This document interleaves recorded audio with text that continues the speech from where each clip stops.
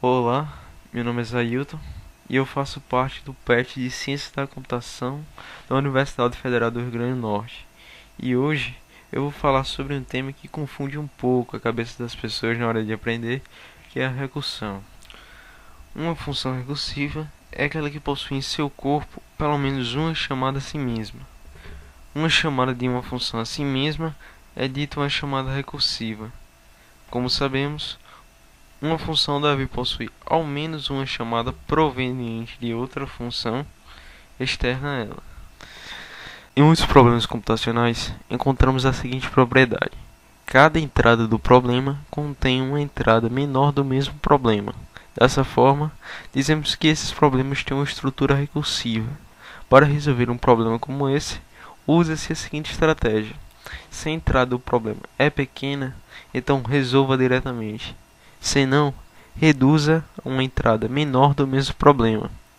Aplique este método à entrada menor e volte à entrada original. O primeiro exercício de nossa aula será construir a função fatorial de forma recursiva. Como a maioria já sabe, o fatorial de um número é o produto de todos os inteiros positivos menores ou iguais a ele. Tal função deverá receber um inteiro n, que será o número que procuramos saber o seu fatorial, e deverá retornar o inteiro, que será o fatorial de n. O primeiro passo será construir o caso de base, que é aquele caso onde a resposta do problema é trivial, que será quando n for igual a zero, já que o fatorial de zero é igual a 1. Portanto, nossa função ficará assim: se n igual a zero, retorne 1. Feito o caso de base, iremos gerar o passo indutivo, que é a parte do problema onde tentamos reduzi-lo para casos mais simples, que no caso do fatorial, seria mais simples calcular o fatorial de n-1 do que o próprio fatorial de n. E então, o problema será reduzido até depender somente desses casos de base. E a partir daí, recompondo as funções de onde elas tinham sido interrompidas para solucionar o problema. Daí, temos se n for diferente de zero, deveremos retornar n vezes o fatorial de n-1. Com isso, a nossa função está terminada. Para entendermos como isso funciona na prática, vamos simular o funcionamento da função fatorial. Primeiro, eu vou escolher um número não muito alto, como por exemplo 4, e então fazer uma chamada da minha função recursiva de um local externo como a função main. Após a minha função ter sido chamada pela main com o valor 4, o programa irá avaliar que n é diferente de zero, irá entrar no else e tentará retornar 4 vezes o fatorial de 3. Mas como ele ainda não sabe que valor é esse, ele irá fazer mais uma chamada da função, mas agora com o valor de n igual a 3. Mas antes disso, ele irá guardar todo o contexto da função, para que quando ele voltar com o resultado do fatorial de 3, possa voltar de onde ele tinha parado, que seria 4 vezes o fatorial de 3. Agora o mesmo processo será repetido para n igual a 3, e ele voltará para o else novamente, e tentará descobrir quem é o fatorial de 2. Ele repetirá o mesmo processo para n igual a 1, entrará no else e tentará retornar 1 vezes o fatorial de 0, que ele ainda não sabe o valor, e fará mais uma chamada recursiva. E finalmente, com n igual a 0, a primeira condição será satisfeita e ele irá retornar 1, e não fará mais chamadas recursivas.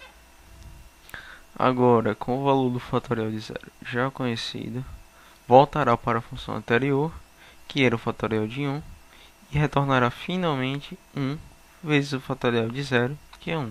Resgatará a função anterior, que era o fatorial de 2, e retornará 2 vezes o fatorial de 1, que é 2. Voltando novamente, retornará 3 vezes o fatorial de 2, que agora é 6. E, para terminar, 4 vezes o fatorial de 3, que é 24. A próxima tarefa será criar uma função recursiva que encontre o enésimo termo da sequência de Fibonacci. O primeiro termo da sequência será 0 e terá o índice 0, seguido pelo termo de índice 1 e valor 1, e assim por diante. Os números de Fibonacci são definidos pela seguinte recorrência: Fibonacci de n será o Fibonacci de n-1 mais o Fibonacci de n-2 para n maior que 1. E caso n seja 1 ou 0, teremos o próprio valor de n. A abordagem recursiva desse problema é idêntica à sua fórmula de recorrência. Se n for menor ou igual a 1, iremos retornar n. Se não for, iremos retornar o Fibonacci de n-1 mais o Fibonacci de n-2.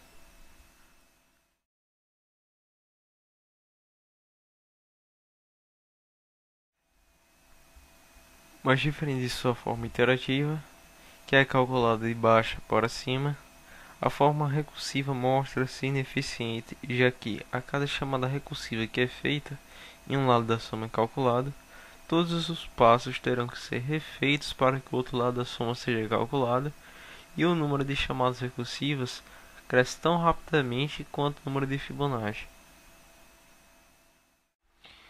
Uma forma de reduzir o tempo e o espaço gasto com a recursividade é utilizando o paradigma da programação dinâmica, que seria memorizar os valores previamente calculados para que não tenham que ser recalculados novamente.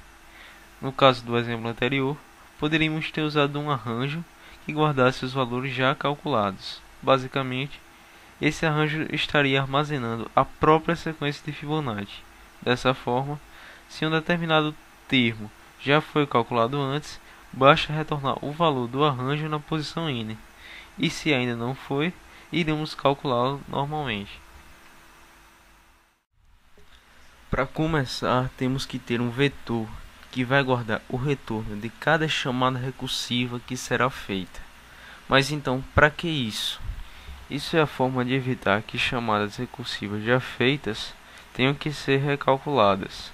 Na prática, irá funcionar da seguinte maneira: o índice de cada posição do vetor será o termo da sequência que queremos calcular, e o conteúdo daquela posição será o número em que procuramos.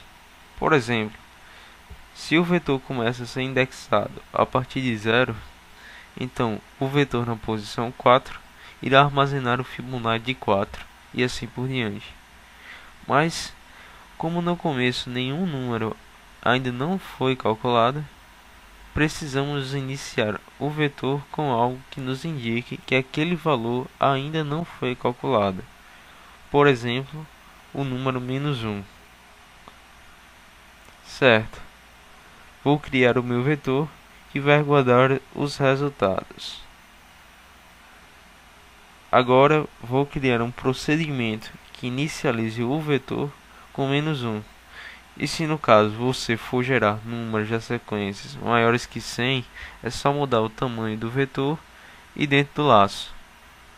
E também é bom lembrar que o inteiro provavelmente ele não vai aguentar números de sequência maiores que 100. Se você for testar, é bom usar um long. Agora, o mais importante, a função Fibonacci. Vamos criá-la da seguinte forma: se a posição n do vetor for igual a -1, é porque ela ainda não foi calculada. E o que devemos fazer é calcular e jogar o resultado naquela posição da memória. Assim, não temos que calculá-lo novamente. Daí, se Fib de n é igual a -1, faremos o cálculo do número que é. Se n for menor que 2, Fib de n vai receber o valor 1. E se não, Fib de n vai receber o valor de Fibonacci de n-1 mais o valor de Fibonacci de n-2.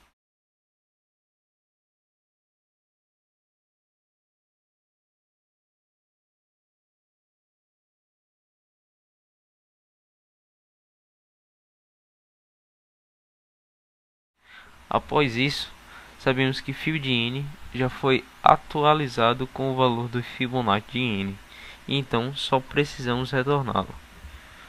E com isso, temos que se aquela chamada recursiva já foi feita antes, então não precisa ser feito mais nada a não ser retornar o valor calculado. Na aula de hoje, vimos como criar funções recursivas e uma forma de otimizá-las, que é usando programação dinâmica, em que sua grande desvantagem é que, dependendo do problema, não temos memória suficiente para usar esta técnica. Espero que tenha gostado da aula e aprendido alguma coisa. Obrigado.